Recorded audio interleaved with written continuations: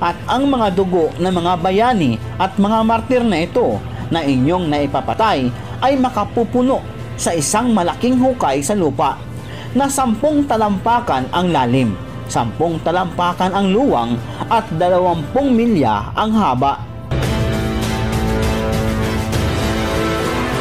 Ang isa pang matibay na katunayan na isinagawa ng Iglesia Katolika na pagpatay ng maraming tao ay mababasa natin sa aklat na pinamagatang How the Great Religious Began na isinulat ni Joseph Gaer sa pahina 214 na ililiwat ko na sa ating wika. Noon lamang ika-13 siglo, ang relihiyong Romanista ay nagtatag ng tinatawag na kasaysayan na The Inquisition, pagsisiyasat.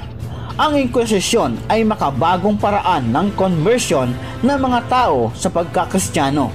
Kung ang mga lalaki, babae o bata ay tumanggi na tanggapin ang Kristyanismo, sila ay pinahihirapan hanggang sa mamatay.